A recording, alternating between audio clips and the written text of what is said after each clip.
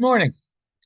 It's Friday, March 1st, and we're talking about last night's Big Ten games and looking ahead to the Spartans for Purdue Saturday night on Fox at broadcast starts at 7 p.m. Anyway, last night was a couple of entertaining games, but both in a very different way.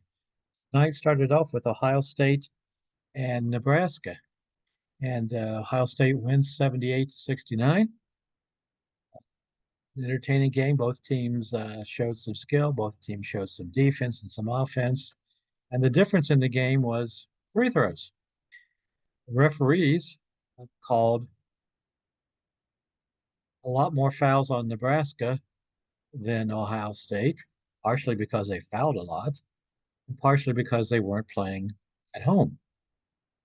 Things that they do at home and no fouls are called were suddenly called of Ohio State. And that was easily the difference in the game. Neither team shot threes particularly well. Both teams show some hustle and some desire, and so even occasionally some outside shooting. So I look at it and I say, the big star for Ohio State was Battle, who scored 31 points. And I'm sure if you're a Buckeye fan, you're sitting there going, "Where has this guy been all season?" It was followed by the Michigan Rutgers game, if you can call it that.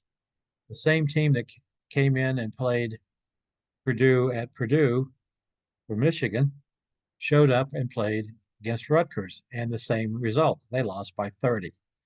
Um, they were down, I think, 14-1 in about the first 4 minutes and were never in the game. They played no defense at all in the first 4 minutes, and Rutgers, who is notoriously bad on offense, looked really good. That happens when the person that's defending you is a fence post. So Rutgers wins by 30. There's not a lot to say except Michigan just right now is not a Big Ten team as far as I'm concerned. They would struggle in the MAC. We now move along to the important topic, which is Michigan State coming in and playing Purdue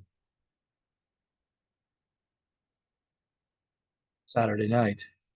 Earlier in the day, Saturday, Illinois travels to Wisconsin, and Purdue might win the Big Ten outright.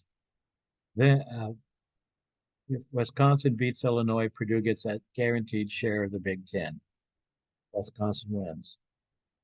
If Wisconsin wins and then Purdue knocks off Michigan State, they get the Big Ten title outright. That's something to look forward to, I think. Uh, we can take a look at this series and look at some facts about this game. Michigan State's coming off several losses in a row, including two at home. They are staggering. They're 17-11, 9-8 in the Big Ten. They're ranked number 19, and Frank by the KenPom people. And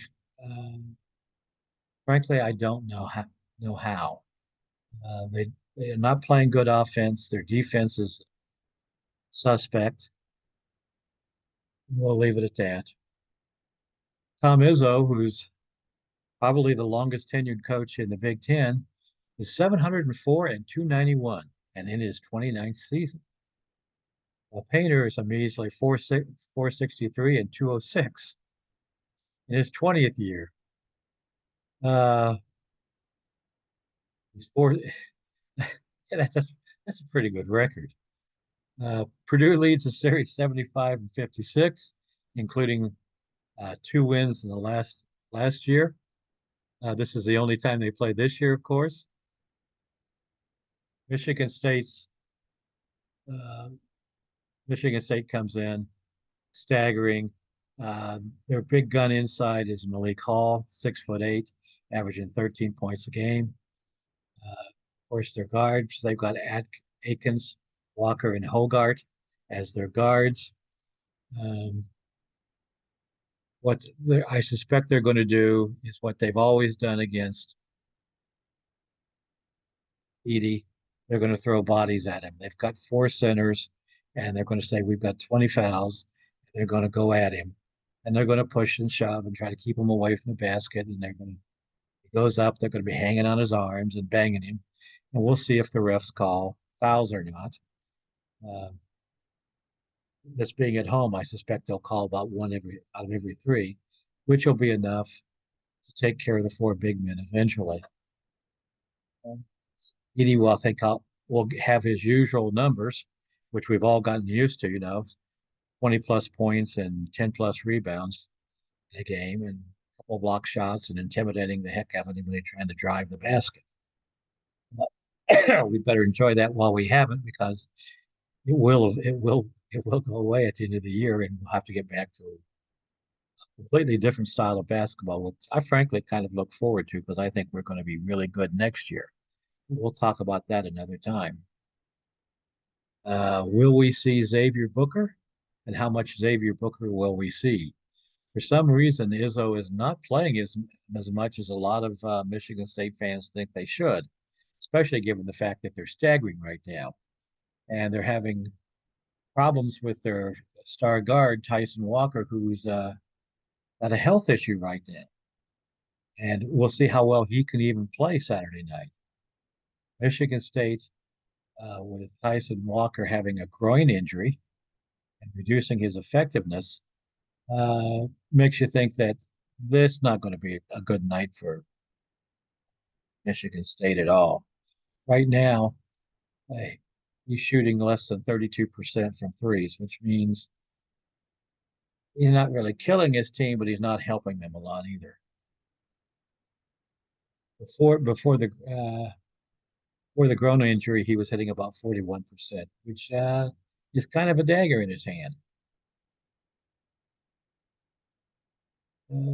Anything else we need to touch on? It isn't pretty obvious. Uh, oh yeah, one should not talk about Edie and not mention Braden Smith.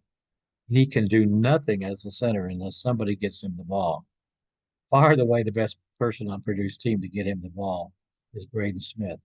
Smith is averaging 7.2 assists a game, and that's a lot of assists a game. Uh, why he's not talked about as even a second or third string All American, I don't know. I suspect by the time he's a senior, he'll be a first string All American. He's really playing well now. Not to mention, he's learned that it's okay to take a shot. So, with all that being said, I kind of look at this and I say, if Purdue brings its so-so game, and Michigan State plays really well, brings their A game, player or two have career nights, I still think Purdue is going to win. If more than likely Michigan State brings its so-so game, it could get very ugly very fast. So I look forward to watching the game, and it'll be in its own way entertaining, but perhaps not for Michigan State. That's all I have to say. In the future, I'll be wanting to take a look at the upcoming tournament and try to break it down team by team and who I think is going to make a run other than Purdue. Take care.